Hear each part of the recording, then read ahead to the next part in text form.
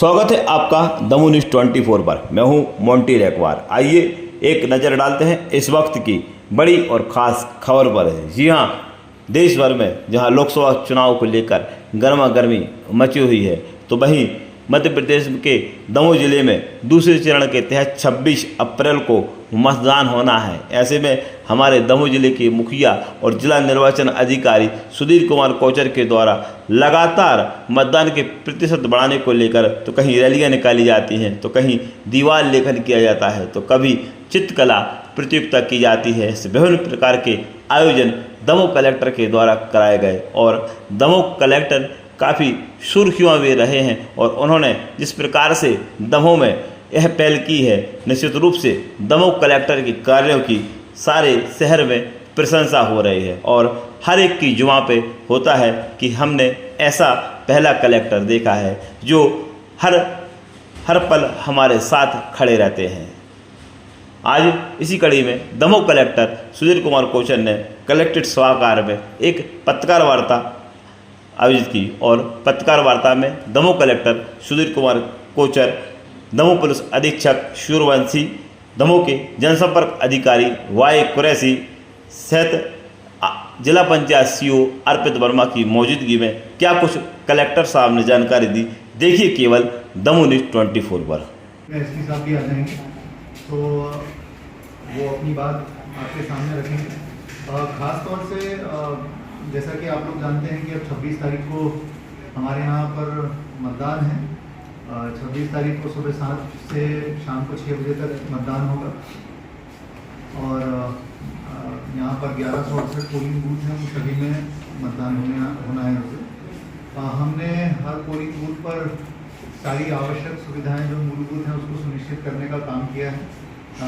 हर polling station पर गर्मी को देखते हुए टेंट की व्यवस्था की गई है, पीने के पानी की व्यवस्था की गई है, मतदान दलों के लिए भी और मतदाताओं के लिए भी कुर्सियों की व्यवस्था की गई और दिव्यांगों और बुजुर्गों के लिए विशेष व्यवस्थाएं की गई हैं। सक्षम ऐप के माध्यम से जिन दिव्यांगों के द्वारा रिक्वेस्ट की गई थी कि उन्हें परिवहन के लिए वाहन की आवश्यकता है, ट्रक की आवश्यकता है, और उनके लिए वो व्यवस्था हम लोग, तो ये सारी व्यवस्थाएं हम लोग सुनिश्चित कर रहे हैं। साथ में 25 तारीख को सुबह से सामग्री वितरण का काम भी यहाँ पॉलिटेक्निक से शुरू हो जाएगा।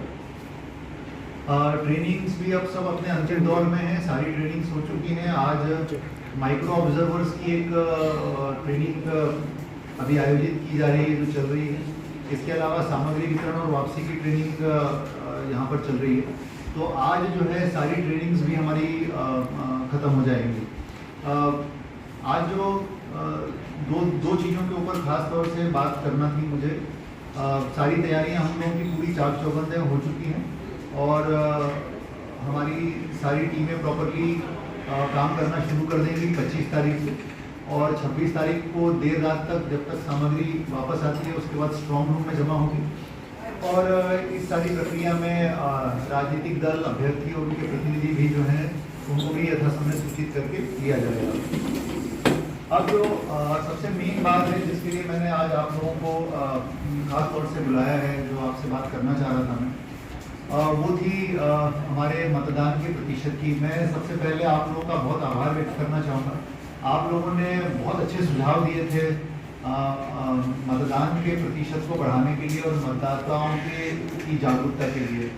उन सुझावों में से कई बार हमने काम किया और उसके बहुत अच्छे परिणाम सामने आए।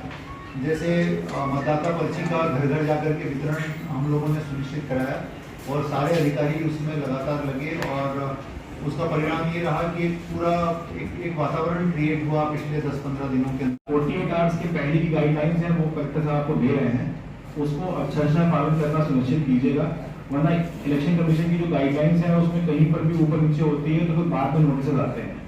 तो जो लोग एमसीएमसी से निकल के उनको सर्टिफिकेशन मिलता है, कभी कभी उनके खिलाफ जो कार्रवाई होती है तो उनको फिर अगले चुनाव में ब्लैकलिस्ट कर दिया जाता है। ऐसे बहुत सारे इंसिडेंट आए हैं। तो चूंकि चुनाव की प्रक्रिया बहुत ही वो है, संजीदा है, इसलिए आप लोगों से ये अपेक्षा रहेगी कि जो 48 घंटे की और पोलिंग डे की जो प्रक्रिया है उसको वैसे ही फॉलो करें। उसमें आप लोग को सबको पता है, आप लोग कई साल से वैसे भी कवर कर ही होंगे इलेक्शन पर, कुछ नया नहीं है। और दूसरी बात, कभी कभी गलती ये भी होती है कि बहुत सारे मीडिया कर्मी जो खुद भी वोट करने जाते हैं तो वो अपने जो उनके उपकरण होते हैं ट्राइपॉड या कैमरे या मोबाइल गलती से उनको भी अंदर ले जाते हैं, क्योंकि वो उसके पहले कहीं रिपोर्टिंग कर रहे होते हैं या बाद में करने जाने वाले होते हैं। तो ये ध्यान रखिएगा कि आपका मोबाइल जब आप रिपोर्टिंग कर रहे हो तो आपके साथ हो बाहर, लेकिन वोटिंग करने जब आप अंदर जाएंगे तो ध्यान रखिए उसको बाहर किसी को दे दीजिए या बाहर नहीं रखवा दीजिए। बस ये छोटी छोटी चीजें हैं जो आपको गाइडलाइंस में मिल जाएंगी, होपफुली आप लोग उसको फॉलो करेंगे। और इलेक्शन में जो कलेक्टर साहब बोल रहे हैं कि चूंकि गर्मी और बहुत सारी और भी कई सारे कारणों से वोटिंग परसेंटेज कम हो रहा है, इसलिए आप लोग अभी जो हम लोग प्रयास कर रहे हैं कि वोटिंग परसेंटेज ना गिरे बल्कि उसको हम 1-2% बढ़ा ही लें। तो उसके लिए अपने स्तर पे जिन जिन पोर्टल्स पे आप लोग रिपोर्टिंग करते हैं उनमें प्रयास कीजिए कि मतदाताओं को जागरूक करें। और अपनी तरफ से प्रशासन जो है वो प्रयास कर रहा है कि परसेंटेज को एटलीस्ट जितना था उससे 1-2% बढ़ाया जाए। कुल 1168 मतदान केंद्र हैं और इन 1168 मतदान केंद्रों में हमने लगभग 5000 कर्मचारियों की ड्यूटी इसमें लगेगी, जो कि सामग्री वितरण वापसी से लेकर के मतदान दल के कर्मी के रूप में। इसके अलावा 200 से अधिक माइक्रो ऑब्जर्वर्स ड्यूटी पर लगाए गए हैं, जो कि सीधे ऑब्जर्वर साहब को रिपोर्ट करेंगे। इसके अलावा हमने अलग अलग कंट्रोल रूम बनाए हैं, जिसमें कि हमारा जीपीएस कंट्रोल रूम है, जो कि सभी जो मतदान कर्मियों के वाहन होंगे वो जीपीएस इनेबल्ड होंगे, तो उसका एक कंट्रोल रूम अलग बना है। वेबकास्टिंग का एक कंट्रोल रूम अलग बनाया गया है, क्योंकि वेबकास्टिंग की व्यवस्था होगी। हमारे लगभग 876 मतदान केंद्र ऐसे हैं जहां पर हम लोग वेबकास्टिंग कराएंगे जहां से। इसके अलावा हमारा एक कम्युनिकेशन कंट्रोल रूम होगा, एक मेन कंट्रोल रूम होगा। इस तरह से 4-5 कंट्रोल रूम लगातार काम करेंगे और सारी रिपोर्ट्स पल की रिपोर्ट्स वो लेंगे और आयोग को भी भेजेंगे और हम लोग भी संधारित करेंगे। कुछ सीसीटीवी कैमरे जी, कुछ सीसीटीवी कैमरे भी लगाए जाएंगे। जो संवेदनशील मतदान केंद्र हैं, जो क्रिटिकल मतदान केंद्र है, वहाँ पर सीसीटीवी कैमरे भी लगाए जाएंगे। वेबकास्टिंग की व्यवस्था भी होगी। कुछ शेडो एरियाज़ हैं हमारे यहाँ 12, वहाँ पर वॉकी टॉकी के माध्यम से जो है वो पूरी इन्फॉर्मेशंस लाई जाएंगी, जहाँ पर कम्युनिकेशन के और सिस्टम्स उपलब्ध नहीं हैं। पिंक